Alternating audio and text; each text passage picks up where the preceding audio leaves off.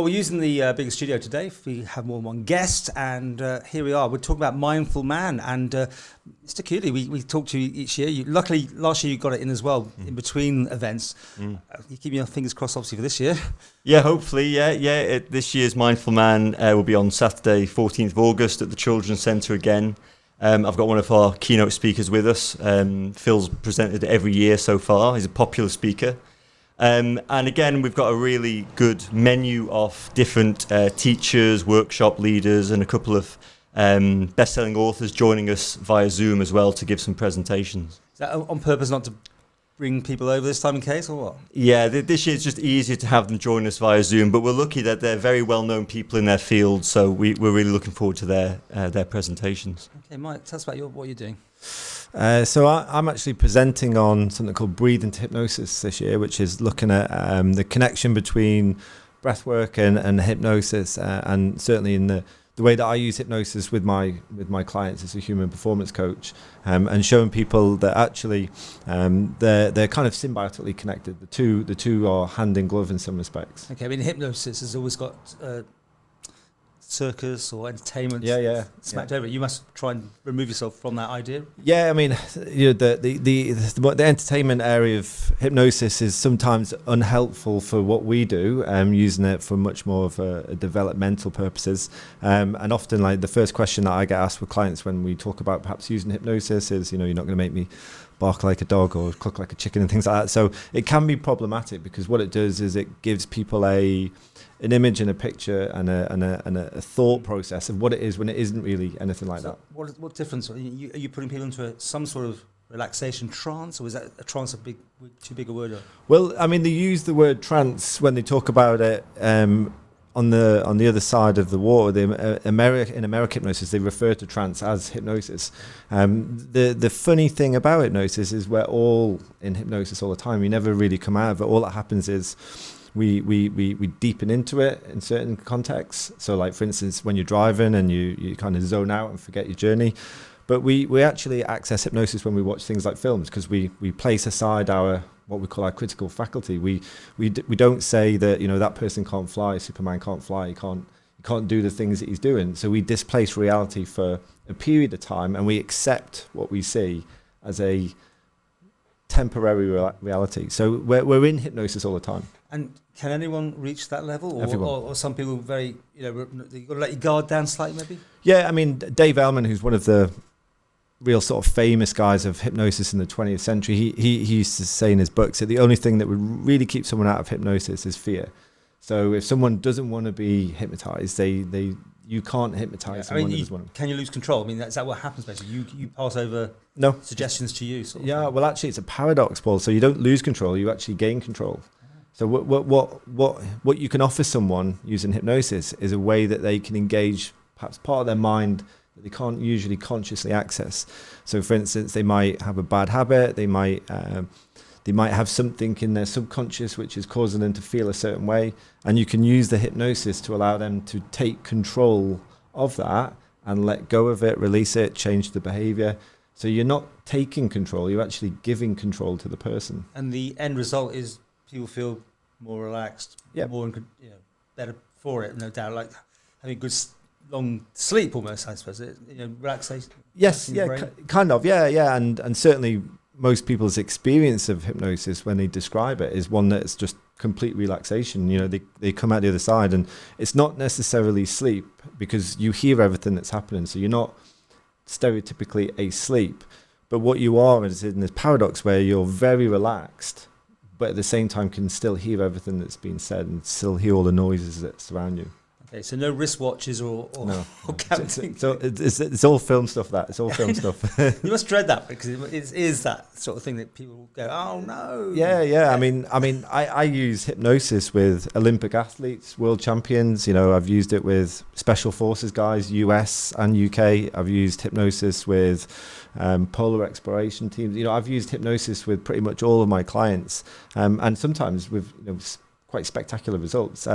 But you do always have to get past that perception. You do have to. Is there a wristwatch going to come out? And it actually couldn't really be any further than that.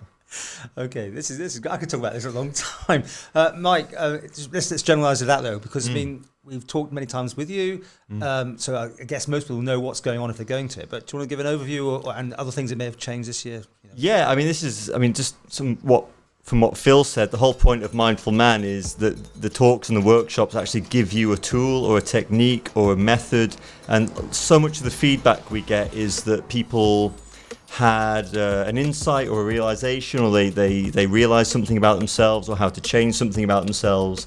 So although there's food and there's music and hopefully there's sunshine, the idea is that it can really change someone's lives. Some of these talks, if you sit with Phil or you do some Qigong this year, or some mindfulness or meditation or yoga, we have all these different areas we can explore that benefit us in some way. So there's a really, I think, a really varied menu for people to come and try and explore and discover something more about themselves.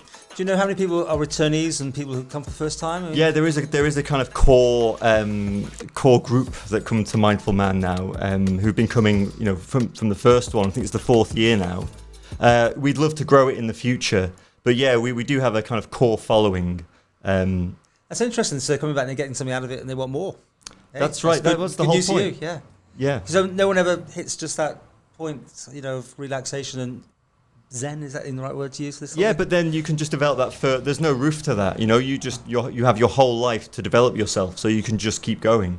And in some small way, I hope that this festival is a way to offer some of those tools to people that wouldn't usually go and look for them.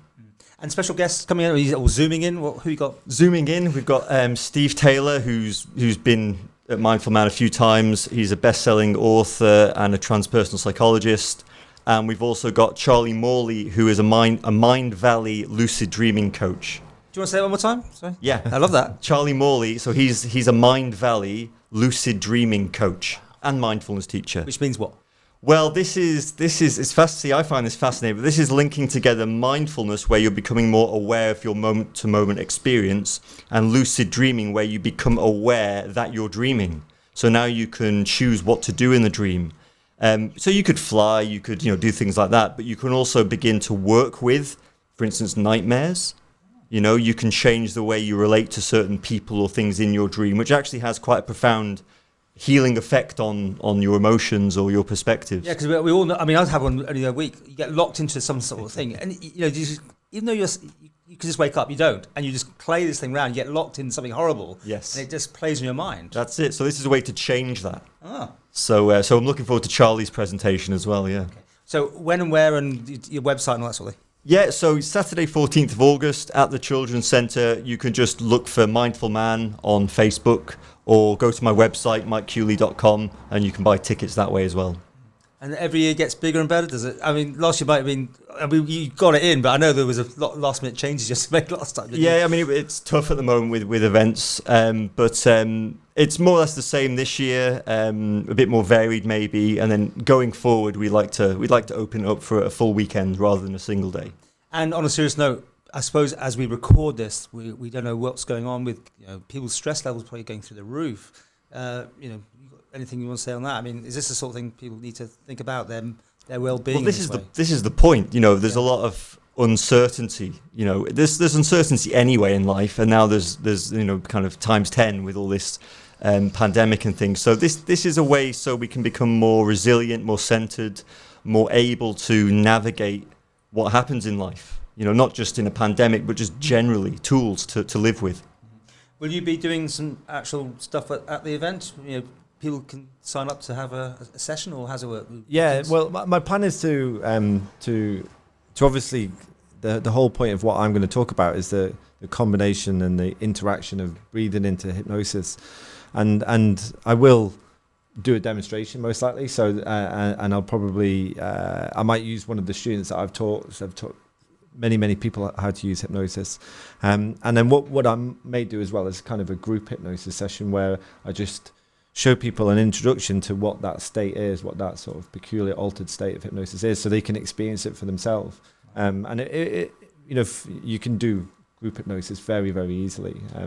It's not too much of a challenging thing. So watch out for people coming back from the children's centre all smiling and relaxed. You should come along, Paul. I should, I know. What do you mean? Am I tense and nervous? Doing everything here? No. Anyway, well, all the best as always. And we're planning to do a weekend debate. Hopefully, and we'll get you and 2 more guests, and maybe this was perfect time to make people think more about their well-being in general. Yeah, that'd be great.